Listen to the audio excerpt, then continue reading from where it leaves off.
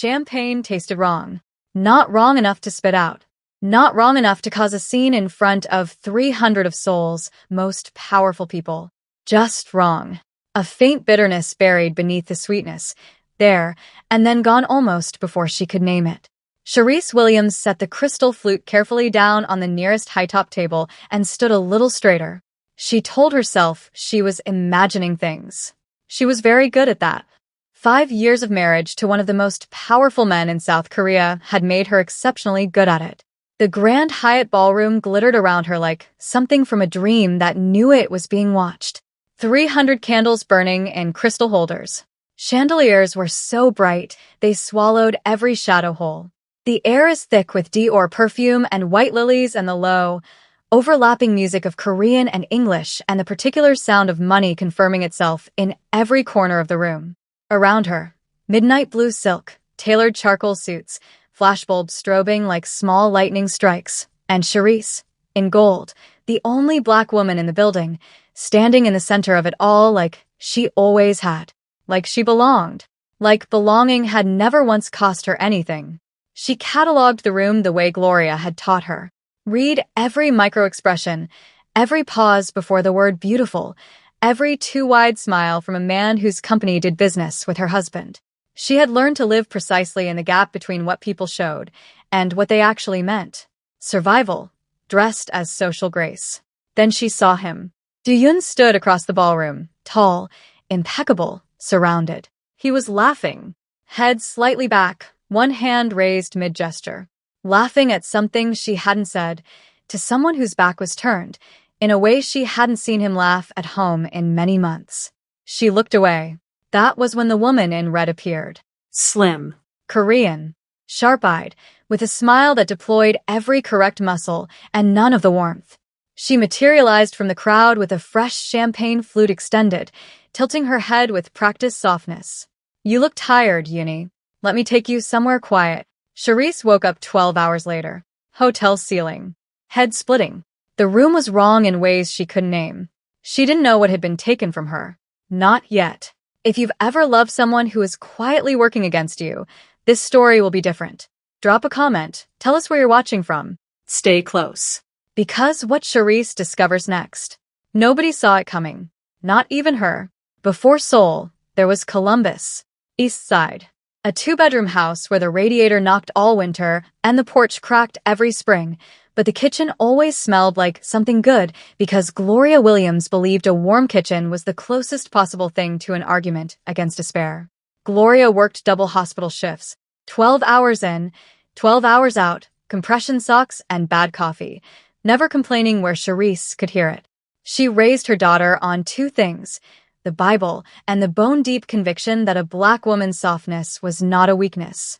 It was a weapon, the kind that cuts before they ever see the blade. Charisse took the lesson seriously.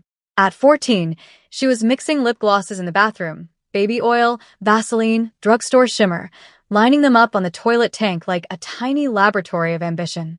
At 16, she burned her fingers on a wax melter trying to create her first tinted balm and kept going anyway because the color she was chasing didn't exist on any shelf she'd ever seen. By 23, Aurum Beauty had a website. By 26, it had 2 million customers and a foundation line called Built for Melanin 47 Shades. Every one formulated for the woman handed the wrong color her whole life and quietly told to make it work. Charisse's deepest desire had always been the same one, to be chosen completely, not despite who she was because of it. The ambition, the softness, the voice that got louder when she felt unseen. Her deepest fear, the one she only told Tasha at 2 a.m., that she would always be the woman people admired from a distance but never stayed for. Then Korea came looking. Shin Grand wanted a partnership. She flew over prepared for skepticism and got it. 8 executives watching her the way people watch something unexpected walk through the door. Then Do-yoon walked in, 20 minutes late, in a charcoal suit, and said without any preamble, "Your velvet mahogany shade. My mother wore it at my father's funeral." She said it was the only product that made her feel beautiful when she felt least deserving of it. Charisse had made that shade for Gloria. For seconds passed across that conference table. Every person in the room felt the specific electricity of two people recognizing something in each other they hadn't come looking for. She called Tasha from the hotel room that night. Charisse, he's worth $3 billion. And Charisse said, I know. That's not why. Tasha had known her since 7th grade. She understood.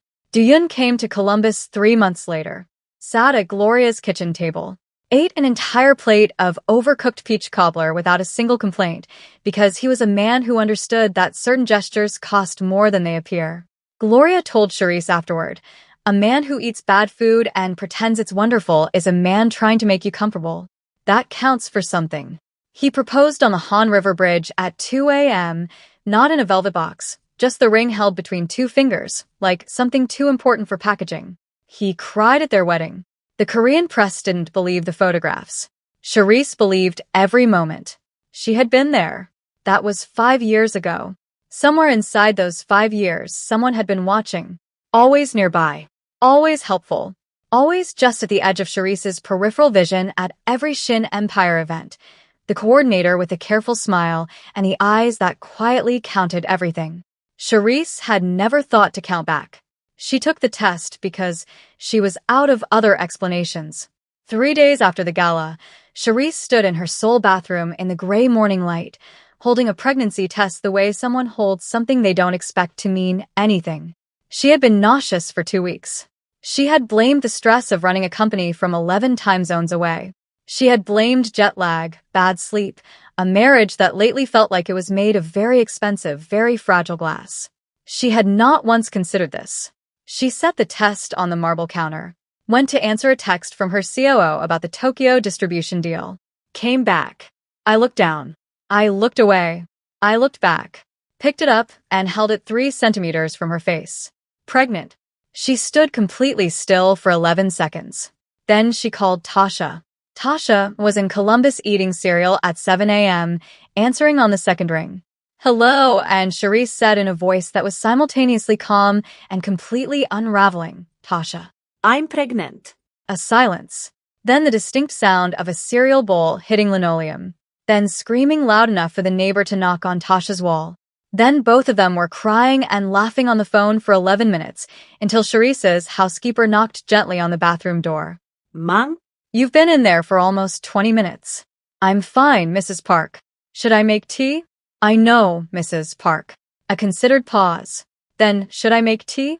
Charisse pressed her hand over her mouth to stop the laugh from becoming something else. Then Tasha said, okay. Wait. That champagne at the gala. You said it tasted weird. The laughter stopped. Charisse sat on the edge of the bathtub. She replayed it slowly. The crystal flute extended by a slim, certain hand. The smile that used the right muscles. And the thing she had filed under nothing. The half-second glance Sora's eyes had dropped toward Charisse's stomach before sliding politely away. So brief. So deliberate. She filed it back out. That afternoon, she went to a private clinic across the city. Told no one. The doctor confirmed, 6 weeks, heartbeat strong, the baby entirely healthy. The baby she had known she was carrying had survived something she didn't yet fully understand. She made a second call to her doctor's contact at a private toxicology lab. The morning after the gala, before she understood anything at all, Charisse had given a blood sample. Not because she knew. Because she was thorough by nature, by training, by the deep Ohio instinct that said, document everything, even when you don't know why. For days, she cooked Duyun's favorite meals. She attended a company dinner with his arm, gold earrings, an easy smile, kissed his cheek in front of the cameras. On the 4th morning, the results arrived by encrypted email. There had been something in her blood. Charisse read the report twice, set it face down on the desk, poured a glass of water, and stood at the window, looking at Seoul spread out below her. The city she had loved, the city that had just tried to take something from her. She was not going to fall apart. She was not going to scream. She was going to do what Gloria raised her to do. Plan. Gather. And when the time came, burn it all down cleanly. The body knows before the mind is ready to admit it. She picked up her phone and made one call. I need the best private investigator in Seoul. Today. His name was Kwon Dae-sung, and he was the least impressive-looking man Charisse had ever hired. He showed up to their first meeting in a brown jacket so unremarkable it seemed chosen specifically so the human eye would slide right past him. He ate convenience store kimbap during their entire conversation and didn't offer an apology for it. He had spent 11 years as an NIS intelligence officer and another 8 doing private work for people who needed things found with absolute discretion and zero theatrics. He was, she was told, the best in Seoul. His updates arrived every Tuesday via encrypted message. Always short. Always devastating. The first read: Target maintains second mobile device. Pink case. Contacts app shows. Doohyun saved as my destiny. Herself saved as my future. Charisse stared at the screen for a long time. Then she scrolled down to the last line. You are saved as the problem. She read that twice. Then she typed back. Upgrade my budget. Find everything. She kept living her other life in parallel, the way a surgeon keeps a steady hand. She showed up at company dinners on Doohyun's arm in silk gowns, laughing at the right moments, answering questions about Aurum Beauty's Asian expansion with genuine enthusiasm. She was brilliant at this, the performance of a woman with nothing to hide, because she had learned that the most dangerous thing you could do was let them see you preparing. Doohyun noticed something had shifted. He just read it wrong. He thought she was withdrawing, becoming cold. One evening at dinner, he reached across the table and took her hand without saying anything, a gesture so familiar it almost broke something in her chest. She let him hold it. She smiled. Inside, she was counting days like a woman counting steps to a door. The red herring arrived on a Wednesday. She found a receipt in his jacket pocket, a jewelry store in Apgujeong, the kind where a single item costs more than most people's rent.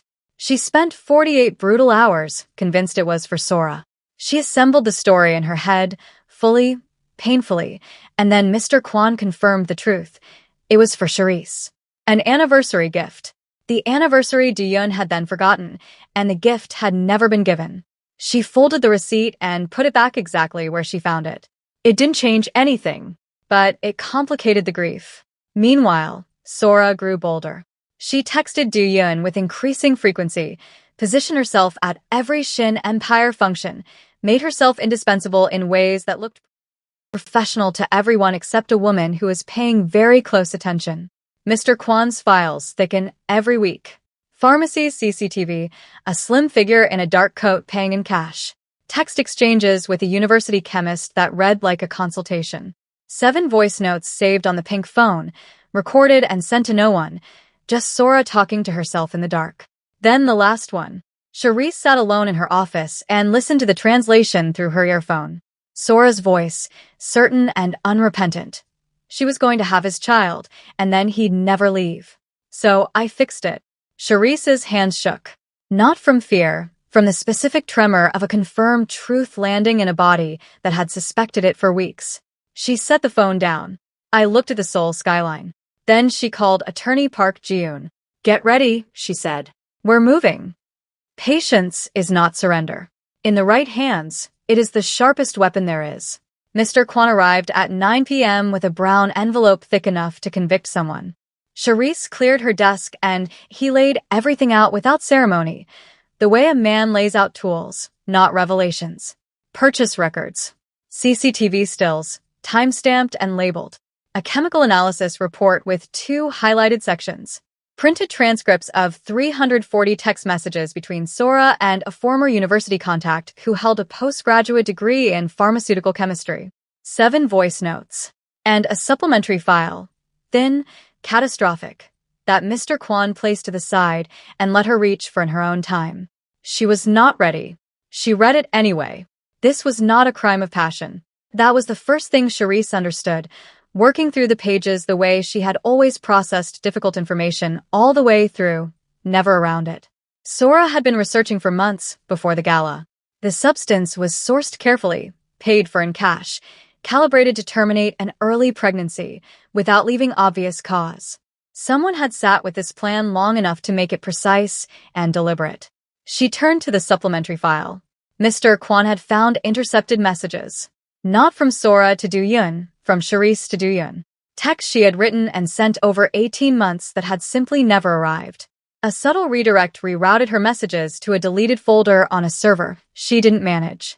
Invitations to events she'd been told Do-yoon couldn't attend, a charity gala, a company anniversary dinner, a weekend in Jeju she'd heard about secondhand and assumed she hadn't been included in. She had attended none because nobody told her. Do-yoon attended all of them, Sora beside him, operating on the assumption that Charisse had chosen not to respond. He had started to believe she was pulling away from the marriage. Sora had not poisoned it with one act. She had done it the way termites work, invisibly, one small thing at a time, until the structure no longer held its weight. Charisse set the file down. She sat without moving. The grief was precise and particular. Not grief for the marriage she'd had, grief for the version she had believed she had.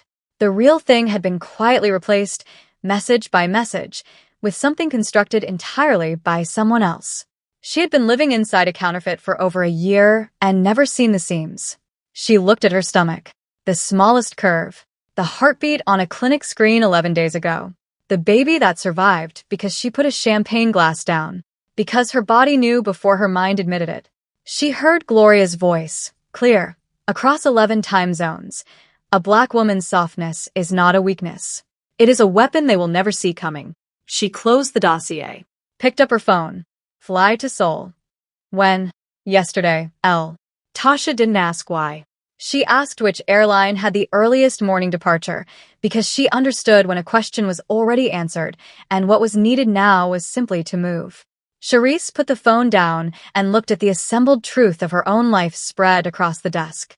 This was no longer the story of a woman who had been wronged. This was the story of a woman who knew exactly what had been done, exactly who had done it, and precisely what was going to happen next. The truth doesn't need your help to exist. It only needs you to be brave enough to read it all the way to the end. Do-yoon was in Busan. Tasha was asleep down the hall in the guest room. The apartment had never felt quite so large. Charisse sat on the floor in front of the window at 2 a.m., still in her day clothes, one hand resting gently on her stomach. Below her, Seoul stretched in every direction, 1,000 lit windows, the Han River cutting through the dark like something that had always known where it was going. Somewhere in that distance was the bridge. The one with the green railing where a man had kneeled with a ring he hadn't put in a velvet box because he said it was too important for packaging. She let herself look at it for a long moment. Then she let herself grieve fully, honestly, without the performance of strength she had been holding up for weeks. She let the memories come in whatever order they chose. The boardroom. The 4 seconds across a conference table that changed everything. Do-yoon at Gloria's kitchen table eating bad peach cobbler with the focused dedication of a man who understood what the gesture meant, even when his face gave him completely away. His voice at 2 a.m. on that bridge. I don't know how to say this the right way, so I'm just going to say it. The wedding. The way he cried at the altar. The early mornings in this apartment, their first year in Seoul, when they were still learning from each other, arguing about nothing, laughing about the same thing 10 minutes later, figuring out the specific geometry of 2 very different lives becoming one. That had been real. She needed to hold on to that clearly. The love had been real. The beginning had been real. What had been manufactured was not the feeling itself. What had been manufactured was the ending. That distinction mattered to her. She wasn't entirely sure why, but it did. She looked down at her stomach. You almost weren't here, she said quietly, to the dark, to the small curve already beginning to feel like a person with a personality. I need you to know that. And I need you to know that I would have set this entire city on fire for you. She let herself ask the honest question, the one she had been keeping at arm's length. Was there any version of this where she stayed? Any version where the marriage survived what had been done to it? She held it without flinching. No. Not because she stopped loving him. She probably wouldn't stop for a long time and was honest enough to know it. But love was not a sufficient answer to the question of what you would allow to be done to you. Love was not a reason to rebuild on a foundation someone had deliberately salted. She knew what she was worth. Gloria had spent 31 years making absolutely certain of it. She got up, found a pen, found paper. She wrote a letter to her mother she couldn't send. Not yet, maybe never. She wrote about champagne. The test. The file. The bridge is visible through the glass. She wrote about what she was going to do in the morning, and why she was not afraid, and why fear wouldn't have changed anything anyway. She folded it twice. slide it into the pocket of the black coat on the chair, set her alarm for 6 a.m., and slept. Grief and strength are not opposites. Sometimes grief is exactly what strength looks like when it allows itself to be fully honest. The alarm went off at 6 a.m., and Charisse was already awake. She had been awake for 20 minutes, lying in the dark with her eyes open, thinking about nothing in particular, which was how she knew she was ready. When the mind goes quiet before something difficult, it is not emptiness. It is the body clearing the runway. She dressed with deliberate care. Not for Duyun, not for cameras or company dinners or the specific performance of a woman who needed to be perceived a certain way. For herself. She put on the tailored black coat last, settled it across her shoulders, and stood in front of the mirror for a long moment. She looked back at herself without apology. She recognized the woman completely. Tasha was in the kitchen when she came out, standing at the counter in pajamas with a mug, clearly having woken the moment she heard footsteps. She took in the coat, the 3 labeled file folders on the kitchen table, the sealed evidence bag beside them, empty and waiting. She stood very still for 5 full seconds. "Do you need me to come?" "No," Charisse said. "Stay on the phone." Tasha nodded once. She didn't say be careful, because she understood that careful was already built into everything Charisse had done for the past 6 weeks. She just said, "I'll be in the car outside." Mr. Kwan was waiting at the curb at 6:45. He drove without speaking, which was one of the things Charisse had come to appreciate about him. Some people fill silence out of discomfort. Mr. Kwan filled it with nothing at all, which meant the silence in the car was entirely hers, to think in or not. She called Attorney Park Ji-yoon at 6:52. "Police in 30 minutes. Dossier already submitted. I'm collecting the final piece."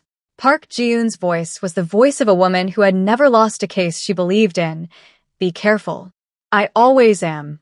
She put the phone away and looked out the window at Seoul in the early morning. The city waking up, vendors rolling out carts, a street sweeper moving slowly along the curb, the ordinary beautiful machinery of a city that didn't know what was about to happen inside one of its buildings. The elevator in Sora's building was mirrored on 3 sides. Charisse watched herself right up to the 14th floor. She did not feel rage. She had expected to feel rage by now, and she had been waiting for it to arrive, and it simply hadn't. What she felt instead was clarity. She was not going up here to punish Sora. She was going up here to take back what was hers. The evidence. The last word. The narrative of her own life, which had been edited without her permission for long enough. She thought of the name she had already chosen. Amara. She had decided it the same night she heard the heartbeat on the clinic screen, certain and immediate, the way the important decisions always come. Amara.it means grace. She thought of Gloria in the kitchen on a Tuesday afternoon in Columbus, Ohio, cutting peach cobbler, turning to say something over her shoulder that sounded like ordinary wisdom and landed like armor. Your softness is a weapon, the kind that cuts before they see the blade. The elevator doors opened. She walked down the hallway to apartment 1403. She knocked. Courage is not the absence of fear. It is deciding that what you are protecting matters more than anything you might be afraid of. The door opened. Sora stood in a silk robe, hair loose, eyes not quite focused, the expression of someone interrupted between sleep and morning. She was expecting a delivery. Her hand was already reaching for the handle to hold the door halfway open in that polite, impatient way. She found Charisse instead. The color left her face so completely and so fast it was almost clinical to observe. "Good morning," Charisse said in Korean, clean and unhurried, the Korean she had been quietly practicing for 5 years and never deployed quite like this. For 2 seconds, Sora did nothing. Then she lunged. Not toward Charisse, toward the door, trying to slam it shut, the panicked reflex of someone whose carefully constructed world has just walked through their doorway wearing a black coat and an expression of absolute calm. Charisse caught her by the collar. What followed was 2 minutes and 40 seconds. Efficient. The product of 8 years of 5 a.m. kickboxing, 3 older brothers from East Columbus who taught her very young that softness and strength were never mutually exclusive, and the specific focused energy of a woman protecting something that had almost been taken from her without her knowledge. Sora's wig did not survive. Her dignity did not survive. Her second phone. The pink one was removed from her robe pocket with the precision of a woman who had planned this exact moment and placed carefully into the evidence bag Charisse had brought herself. When the police arrived, called 30 minutes earlier, the complete dossier already filed in their system, Kim Sora was on the hallway floor with both hands pressed over her face, crying in a way designed to look like victimhood. It looked exactly like what it was. Guilt. She was arrested.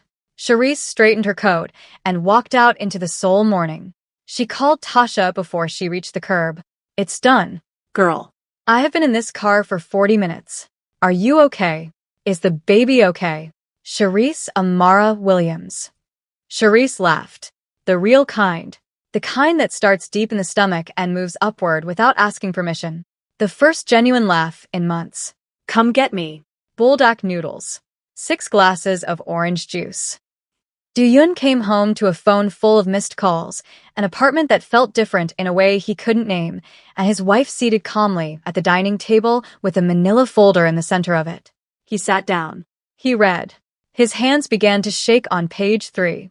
By page 7, the transcript of Sora's voice note. So I fixed it, he set it down, and pressed both palms flat against the table like a man trying to stop the room from tilting.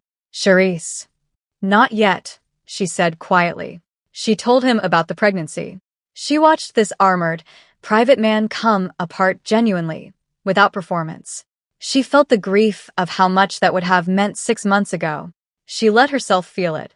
And then she set it down. You let her close enough to hurt me, she said clearly.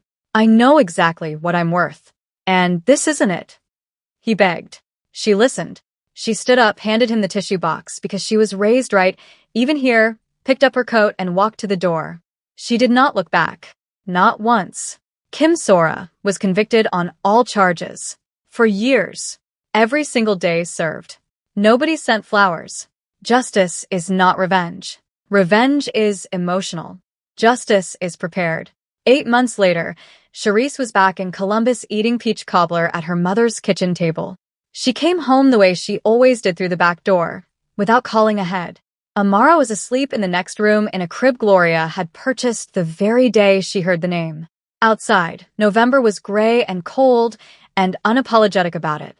Inside, warm light, cinnamon, the particular piece of a place that had known her before the world got complicated. She told Gloria the real story, not the version from the Korean Business Weekly interview, the true one, the champagne, the bathroom floor, the toxicology report, the pink phone, and what was saved under her name, the hallway, the evidence bag she had brought herself. Gloria sat with her hands folded and listened without interrupting, which for Gloria was close to a supernatural act. When Charisse finished, Gloria cut a second piece of cobbler and set it quietly in front of her, then sat back down. That man ate my cobbler and didn't complain once. A pause. I still think he loves you. Mama. I didn't say go back. Her voice was firm, warm, and completely clear. I said he loves you. Those are 2 different things.